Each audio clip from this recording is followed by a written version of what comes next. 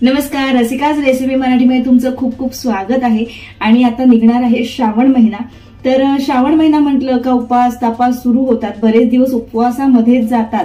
आणि मग आपण उपवासामध्ये काय बनवायचं, तर आपण बनवतो साबुदाण्याची खिचडी, बटाट्याची भाजी उपवासाची। तर हे खाऊन पण खूप कंटाळा आलेला असतो, त्यामुळे काहीतरी नवीन पाहिजे। तर आज आपण बनवणार आहोत उपवासाचं थालीपीठ। जनरली आपण इतर वेळेस जे थालीपीठ बनवतो, अगदी नाव घेतल्यानंतर सुद्धा तोंडाला पाणी सुटेल असं, पण ते जे थालीपीठ आहे, जे डाळी वापरून आपण करतो, ते आपल्याला काही उपवासाला चालणार नाही। मग उपवासाचं एक थालीपीठ जे आहे ते आपण आज या व्हिडिओमध्ये बघणार आहोत। जर तुम्हाला काहीतरी नवीन पदार्थ बनवायचा असेल उपवासासाठी, तर हा व्हिडिओ तुमच्यासाठी। आपण आज जो पदार्थ बनवणार आहे ते आहे आपलं उपवासाचं थालीपीठ। आणि अतिशय सुंदर, टेस्टी आणि पटकन होतं। आणि दुसरी गोष्ट म्हणजे ह्याच्यामध्ये तुपाचा वापर अगदी कमी केला जातो, त्यामुळे अगदी छान लागतं, खर्चही कमी होतो। सर्वात प्रथम आपल्याला घ्यायचे साबुदाणे। याच्यामध्ये मी 1 वाटी साबुदाणे घेतले, जे आपल्याला मीडियम फ्लेमवरती याला घ्यायचे भाजून, म्हणजेच गरम करून, लालसर होऊन नाही द्यायचे, पण एक 5 मिनिटं आधी त्याला करायचे आपल्याला गरम।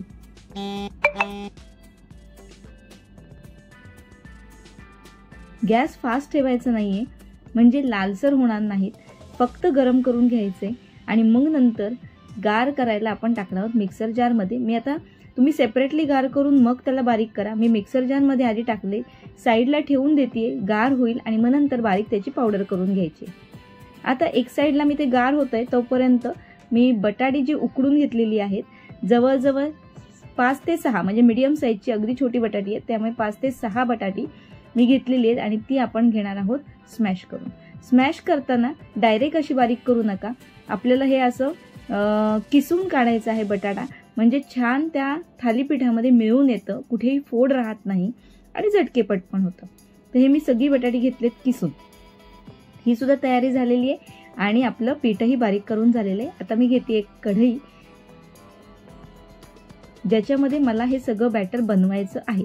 सो मी पहिल्यांदा घेतलेलं आहे हे बारीक करून साबुदाण्याचं पीठ, त्याच्यामध्ये टाकणार आहोत आपण हे किसलेलं बटाट्याचा चुरा। हा किस टाकल्यानंतर ह्याच्यामध्ये टाकणार आहोत आपण मिरची, ही आवडीप्रमाणे टाकायची आहे। मी मोठ्यामधल्या 2 मिरच्या ह्याच्यामध्ये घेतल्या होत्या। आणि चवीपुरतं टाकायचं आपल्याला मीठ। याच्यामध्ये जाणार आहे जिरं पावडर, याच्यामध्ये तुम्ही जर अख्खं जिरं टाकलं तरी सुद्धा चालणार आहे। जवळजवळ 1.5 चमचा जिरं पावडर मी याच्यामध्ये टाकलेली।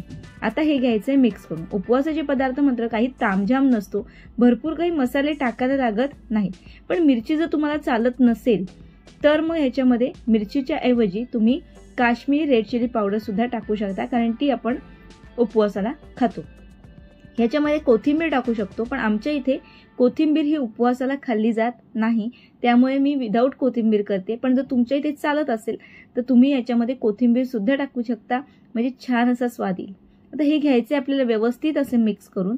याच्यामध्ये मी पाणी बेताचंच टाकलं आहे।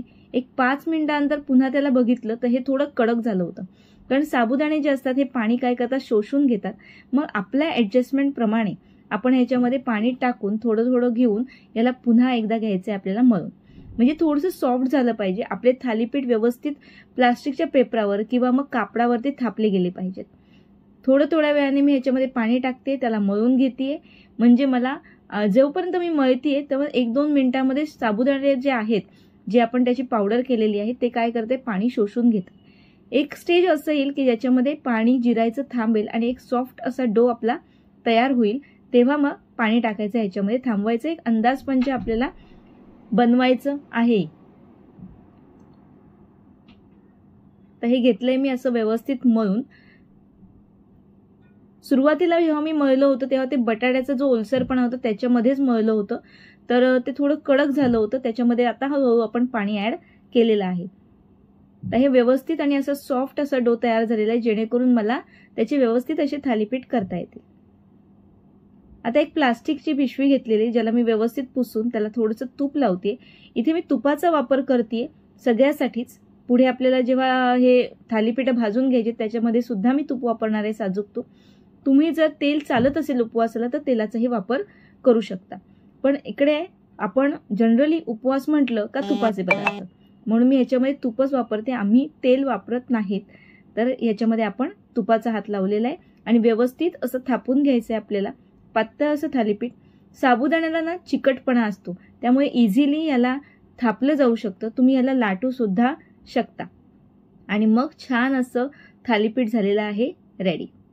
हे आपलं पॅन सुद्धा आपण ठेवलेलं होतं तापत एक साईडला. हे थालीपीठ मी याच्यावरती टाकलेलं आहे. हे मोडत नाही, कारण काय होतं की साबुदाण्याला भरपूर चिकटपणा असतो, त्यामुळे दुसरं काही बाइंडिंगसाठी लागत नाही. याच्यामध्ये थोडंसं तूप आधीच गरम करून घेतलं होतं, ते ह्याच्यामध्ये टाकलेलं आहे मी. याला थोडंसं झाकण देऊन किंवा झाकण न देता सुद्धा तुम्ही शिजवलं तरीही सुद्धा आरामात शिजतं. पलटी मारूया, दोन्ही साईडनी मस्त शिजवून घेऊया. छान मस्त खुसखुशीत कुरकुरीत असे थालीपीठ होतात तयार ह्याच्याने. आणि उपवासासाठी हा एकदम उत्तम असा पदार्थ आहे. काहीतरी नवीन, आणि नक्की करून बघा. आणि व्हिडिओ आवडला असेल तर माझ्या चॅनलला सर्वात प्रथम सबस्क्राईब करा, म्हणजे नवनवीन व्हिडिओज तुमच्यापर्यंत नक्कीच पोहोचतील. दोन्ही साईडनी बघा, व्यवस्थित मी दाबून दाबून याला शिजवून घेतलेलं आहे, शिजलेलं आहे आणि मस्त असं थालीपीठ झालेलं आहे आपलं रेडी. दुसरं सुद्धा मी थालीपीठ आता ह्याच्यामध्ये टाकते. बघा, प्लास्टिक मी अशा पद्धतीने काढून त्याच्यावरती थालीपीठ टाकलेलं आहे. याच्यामध्ये तुम्ही मलमलचा जो कपडा असतो तो आपला, किंवा धोतर वगैरे हे जे कपडा असतो, हा कपडा घेऊन त्याला ओलं करायचं आणि मग त्याच्यावरती थालीपीठ थापलं तरी सुद्धा चालेल. सो अशा प्रकारे आपले थालीपीठ झालेत रेडी. पटकन लाईक करा आणि शेअर करा, कमेंट सुद्धा करा की तुम्हाला व्हिडिओ कसा वाटला. असे नवनवीन व्हिडिओज मी तुमच्यासाठी घेऊन येणार आहे, तर चॅनलला सबस्क्राईब मात्र नक्की करा. आणि झालेलेत आपले थालीपीठ रेडी. चला खायला घेऊया कसे झालेत.